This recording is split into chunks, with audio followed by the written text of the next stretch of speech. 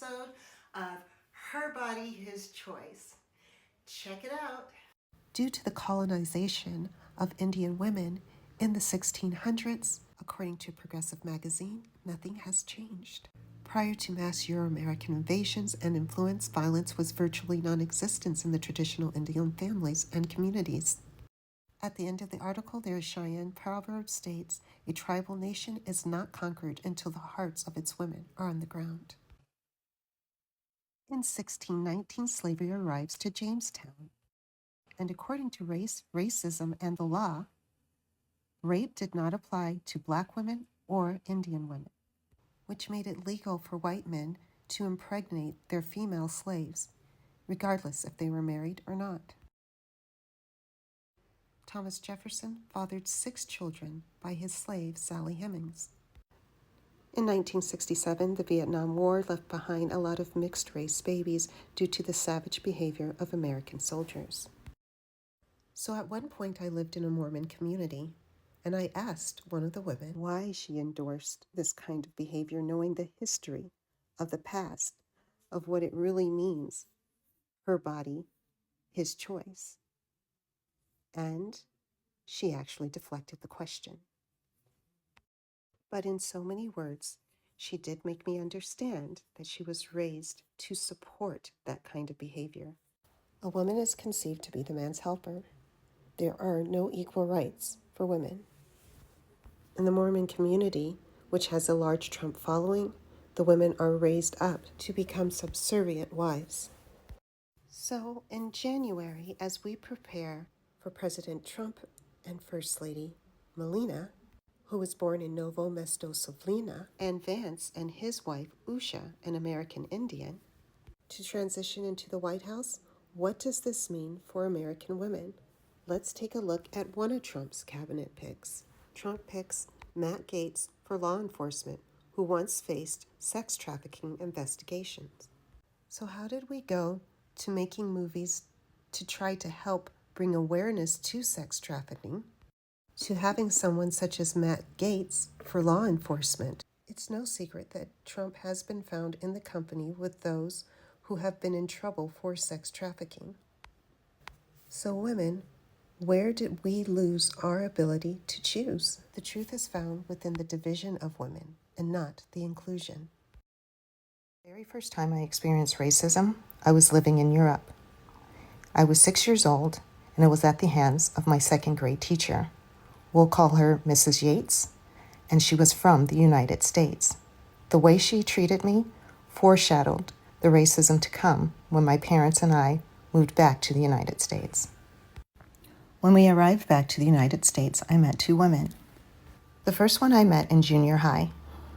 Her parents taught her that white was right, and she could be painfully racist at times. A little later in life, I met a second woman through a mutual friend at church. This woman masked her racism through religion and denial. Both women were hard workers and could be very generous at times. Yet both women, in one form or another, made it crystal clear that when it comes to moral integrity, it should only be applied to people of color and not their race. They both embraced their religion, but it had to be packaged in what was white. These women's lives mirrored each other. What I noticed is that they both desired healthy, personal relationships. But what they both failed to realize is that racism is also a form of hate. And hate attracts hate in one form or another. The men that they attracted were either verbally or physically abusive. Some of the men would even take advantage of their resources. One of the women would even try to escape through the means of travel or keeping herself busy. But it was never enough to break free from the generational chains of racism, as you simply are what you attract. Racism blocks out genuine friendships and meaningful relationships. Both women enjoyed cultural experiences. They loved food from different countries. They just simply didn't like the people behind the culture. In the book Chocolate Burnout, the main character, Chantel Reed, is an African-American woman who was raised by her sister, a very dominating woman, who also was racist due to her upbringing during times of segregation. Even though Chantel wanted to please her sister, the overpowering demand sent her into a mental breakdown and instability.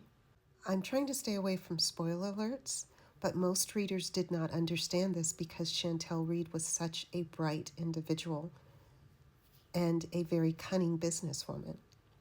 So to see someone not be able to be upfront with her sister or stand up against people that were not right seemed very confusing to most readers. But this is true when it comes to women who have a hard time standing up for their own rights. Which brings us to Memoir of a Jaded Woman, a memoir about a beautiful supermodel who is shocked to find out that her husband's been cheating on her with a woman who works at a fast food restaurant. When she takes this problem to a popular internet site just to gain closure and also advice, she is shocked to find out that most people are not in the corner of a beautiful supermodel. As a matter of fact, there is no sympathy for women who are working in the modeling industry. The cattiness among women gets out of control, in which the women actually begin praising the man in almost a Stockholm Syndrome kind of way.